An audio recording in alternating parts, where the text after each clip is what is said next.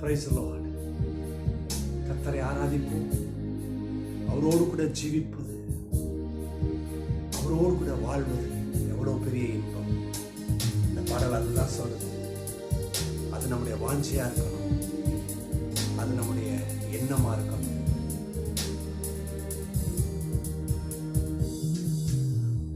Mode இருப்பது தான் என் உள்ளத்தின் வாஞ்சையா, உம் சித்தம் செய்வது தான் என் இதயத்தின் ஏக்கமையா. மோடு இருப்பது தான் என் உள்ளத்தின் வாஞ்சையா, உம் சித்தம் செய்வது தான் என் இதயத்தின் ஏக்கமையா.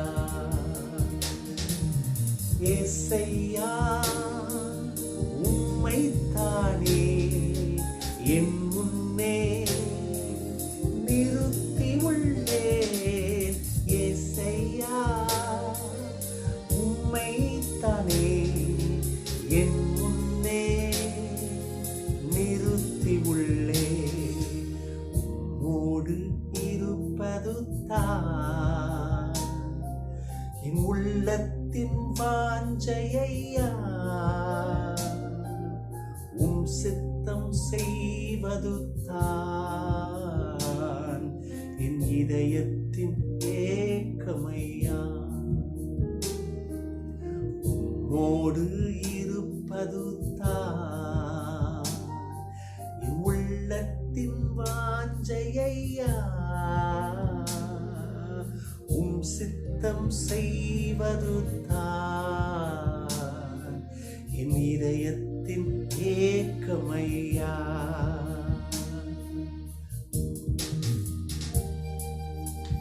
ஏக்கம், என்னுடைய எண்ணம், என்னுடைய ஆசை எல்லாம் அவராகணும்.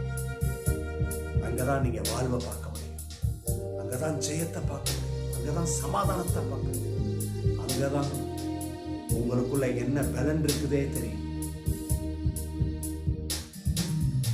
எனக்காக யாவையும் செய்பவரே, செய்து முடிப்பவரே, எனக்காக யாவையும் செய்பவரே, செய்து முடிப்பவரே, என் பாருங்கள் என் சுமைகள், என் பாருங்கள் என் சுமைகள்,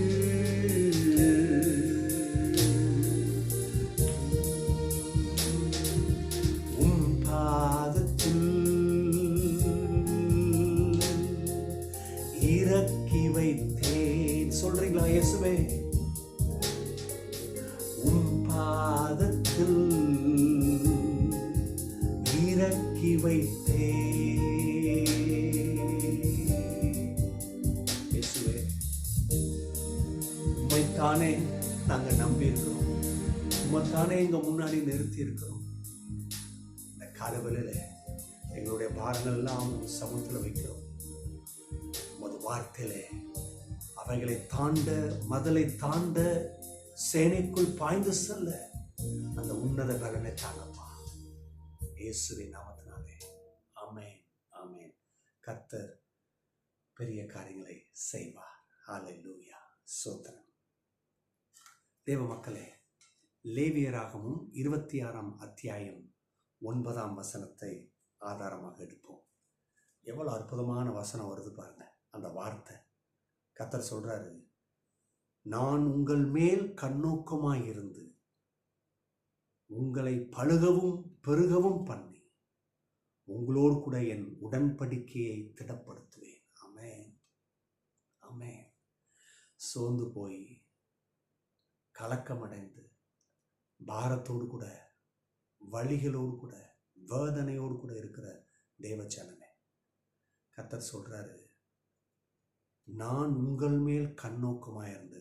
இன்னைக்கு நம்ம பாரம், கஷ்டம், போராட்டத்தில் நம்ம நினைக்கிறோம் நம்ம மட்டும்தான் பண்ணிகிட்ருக்குறோம், நான் மட்டும் தனியாக இருக்கிறேன்னு. ஆனால் வேத வார்த்தை சொல்லுது, அவர் நம்மளை கண்ணோக்குகிறார், நம்மளை பார்க்கிறார், நம்மளை பார்த்து கொண்டிருக்கிறார். நம்ம நினைக்கிறோம் மறந்துட்டாரு, யாரும் இல்லை.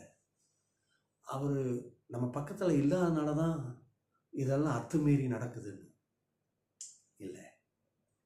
அவர் கூட இருக்கிறனால தான் நீ இன்னும் மூழ்காமல் இருக்கிற. அதுதான் அதனுடைய அர்த்தம் இல்லையா? காரியம், அவர் நம்மளை கண்ணோக்கமாக இருக்கிறாரா. இன்னைக்கு நீங்கள் எந்த இடத்துல இருக்கிறீங்க, என்ன தேவை, என்ன காரியங்கள் செய்யணும், அதில் கர்த்தர் கண்ணோக்கமாக இருக்கிறார். இரண்டாவது, கர்த்தருடைய எண்ணத்தை பாருங்க. உங்களை அப்படின்னா நம்ம எல்லாத்தையும் பழுகவும் பெருகவும் பண்ணி, அவருடைய திட்டமே பழுகணும் பெருகணும். இன்னைக்கு அநேகர் கர்த்தரை பற்றி தெரியல. அவர் ஆசீர்வாதத்தை தரமாட்டாராக்கும். அவர் என்ன தெரியல, எனக்கு மட்டும் தலையெழுத்து அப்படி வச்சுட்டு இருக்காரு. இல்லை, அவர் பழுகவும் பெருகவும் பண்ணுகிறார். எல்லோரையும் கர்த்தருக்கு பயப்படுதல்ல. யாரு அந்த காரியத்தை செய்கிறாங்களோ அவங்கள பழுக பண்ணுறார், பெருக பண்ணுகிறார். எத்தனை பெரிய ஆசீர்வாதம் பாருங்க.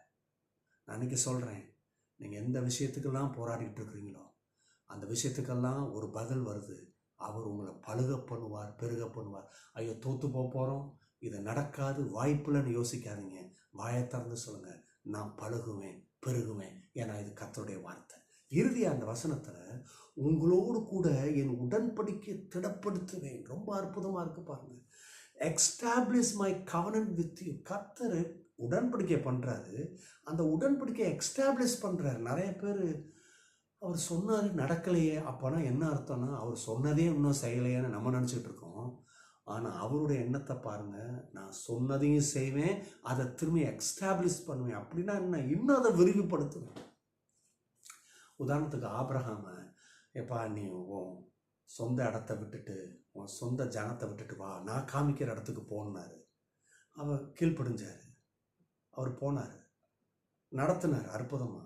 இப்போ பாருங்கள், அந்த கவனன்ட்டை திரும்பி எக்ஸ்டாப்ளிஷ் பண்ணுறாரு. என்ன சொல்கிறாரு, நீ கால் மிதிக்கும் தேசமெல்லாம் உனக்கு தருவேன்றார். அமேன். நடந்ததுங்க. ஆபிரகாம் சுற்றி திருந்தது தான் இன்னைக்கு இஸ்ரவேல் தேசம். அப்போ பாருங்கள், எக்ஸ்டாப்ளிஷ் பண்ணுறாரு. அவ்வளவு நல்ல தேவன், அதை விரிவுபடுத்துறாரு. யாக்கோபு கீழ்ப்படிஞ்சாரு, யோசேப்பு கீழ்ப்படிஞ்சாரு, அந்த வார்த்தையை நம்பினாரு, அடங்கி இருந்தார். நிறைய போராட்டம் வந்துச்சு. கர்த்தர் அவர் ஆசீர்வதித்தார், அவரை உயர்த்தினார். உயர்த்த மட்டும் செய்யலைங்க, அந்த தரிசனத்தின் பிரகாரம் உயர்த்தினார். ஆனால் அதோடு நிற்கலை, திரும்பி அந்த கவனன்ட்டை எக்ஸ்டாப்ளிஷ் பண்ணுறாரு.